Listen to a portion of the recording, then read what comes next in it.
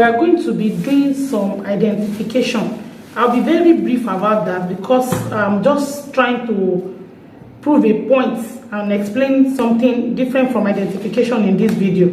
Here is my sulfonic acid, here is my nitrosol, here is my soda, caustic soda rather, here is my soda ash, here is my SLS, here is my Texapon, and here is my STPP. I will not be using the foaming booster, the perfume, and the color in this production because I'm trying to explain that some people will make their liquid soap and tell me that they used all the ingredients to make, let's assume we are making 10 liters, and it will not be up to 10 liters, maybe 5 liters, and it will be watery because they assume that if you use it to make 5 liters, it's supposed to be very thick. Then some other person will do the same, and now we make it to complete that 10 liters. So I'm here to prove to us that the method we use can actually bring about whatever result that we get at the end of the day. So stay tuned as we dissolve all this and go straight into the practical. So briefly, we are going to just do the fermentation. Here is my soda ash, and I'll be soaking it in 500 ml, half liter of water.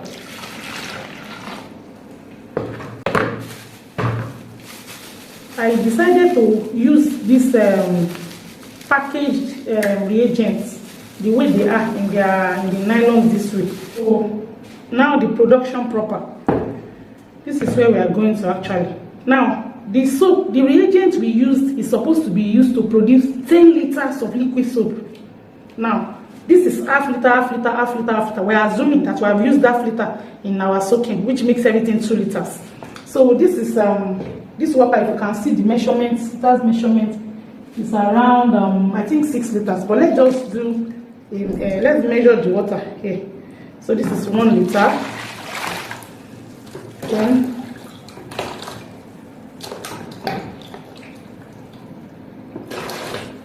this is another liter. So the producer intends to produce 5 liters and feels that if it should reduce the water, so instead of just 3 liters, instead of getting to use it to make 10 liters, let me use it to make 5 liters so that it will be thick. Now, from that other video, I told us that we are going to be putting in our natural salt into the water first.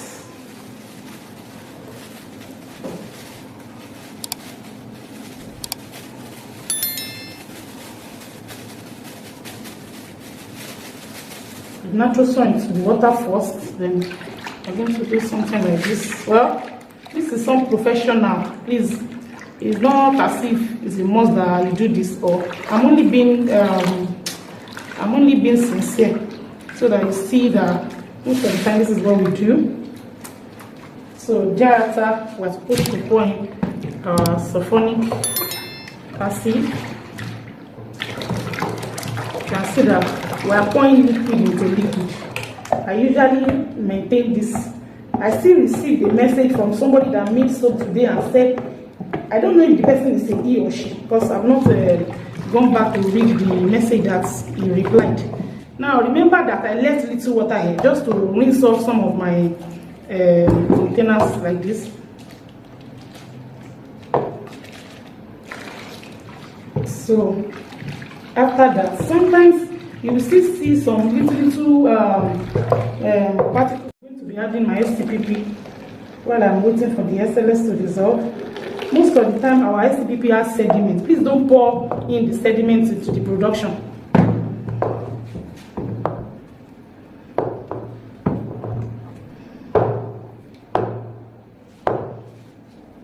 Now my SLS seems to have totally dissolved.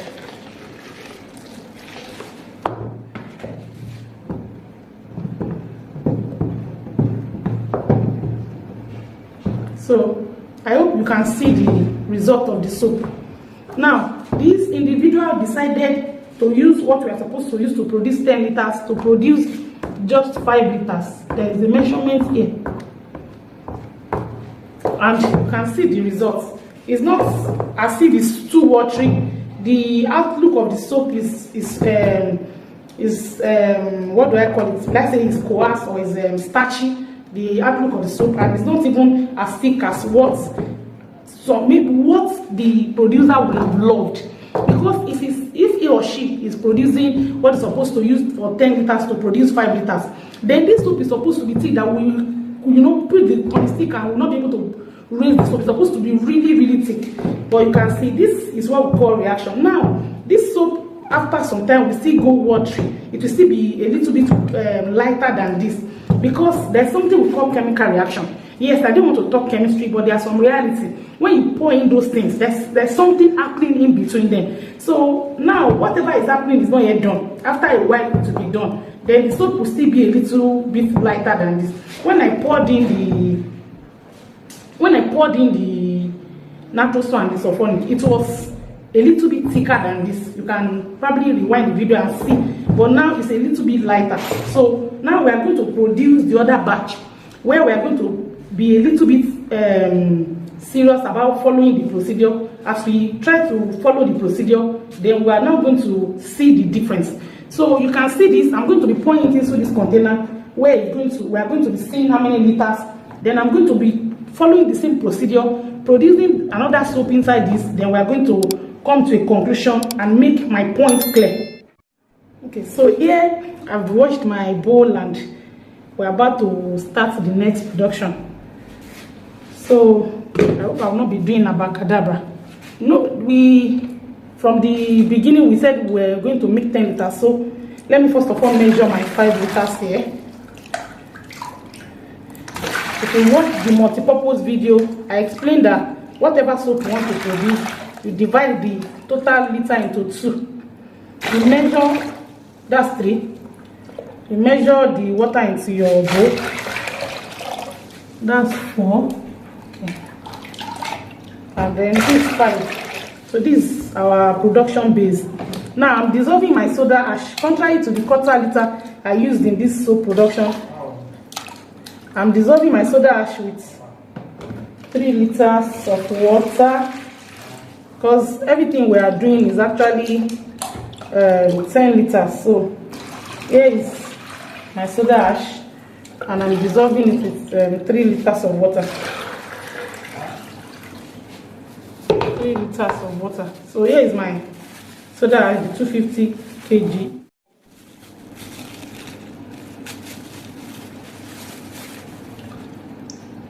Please don't put a foaming turning stick into your water. It can make the natural soil not dissolve on time. So if I decide to use this turning stick, because I remove it from soap, I may have issues with my natural soil. It may not dissolve well. So make sure you are not finding it difficult to wash the turning stick. Maybe when you have done one production and intend to do another production. Most of these things that I'm actually explaining, there are things that we have been able to learn while making mistakes, while having experience for all these years. So there are things that you should take seriously, because if you take them seriously, your results will be wonderful. People will wonder, how do you make your soap, and you will come about good qualitative productions effortlessly. So now the natural soil has totally dissolved. We are pouring in our sulfonic acid.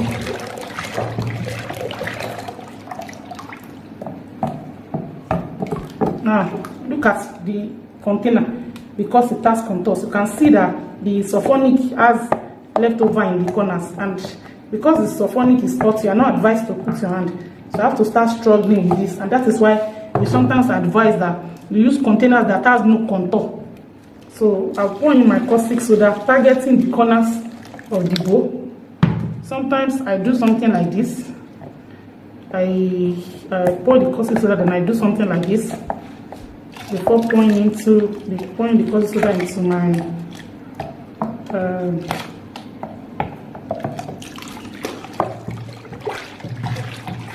you can see that this still looks like water. This still looks watery. Now, my caustic soda is not totally dissolved. I didn't wait enough, so I'm adding out of my remaining 500 ml of water. So I will still pour this. I'm trying to make sure that I rinse off the whole sulfonic. You know that sulfonic acid and hexapon both, in this case, are foaming agents.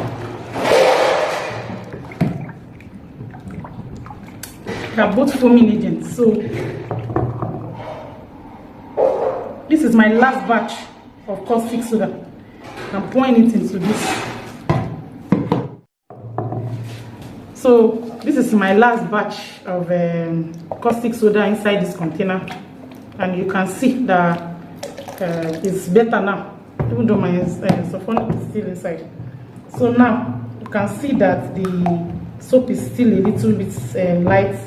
Now here is my soda ash from the method we used in the multi-purpose liquid soap. I have soaked the soda ash for some time. Then I'm going to be adding it little by little. So when you add your soda ash, sometimes the soap comes up. You have to leave it for a while, especially when you are making a bigger batch. In this series, I'll be making a bigger batch of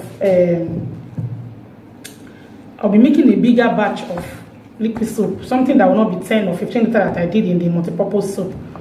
So stay tuned. If you are a lover of soap, you are interested in knowing more details about the liquid soap production, you need to stick to this channel so that you will be able to benefit from all those tips. So we're adding the soda ash little by little. The reaction that we get in soaps like 10 liters and 15 liters production is somehow usually reduced to when we are making a larger batch. So I think I need to make a larger batch of soap in this series. Yes, this is a series of maybe 10 or 15 days depending on when I'm done, and I hope that by the time you are done with the series, you will be able to answer several questions. You will probably be a pro by then. I'm seeing something inside the, like a dirty part. Trying to remove it. Yes, it's fine. So make sure you are adding your soda ash little by little.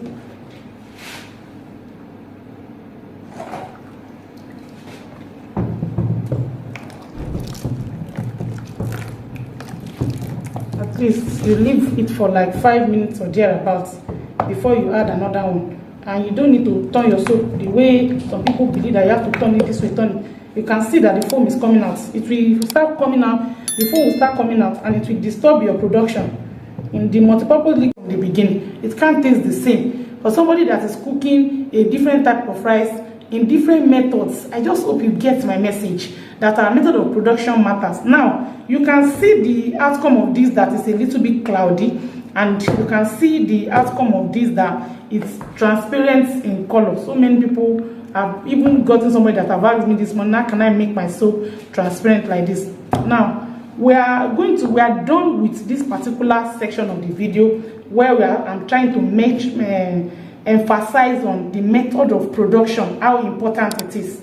I'm going to come up with several videos that I said earlier. We are going to be talking about how do we improve on this soap that is whitish and we still want to use this. Maybe we had a different impression and we came out with this result. And for me, even this production is not as thick. This recipe that I used is the recipe that market women use. We have different category of people that buy from us. This is the recipe that market people use.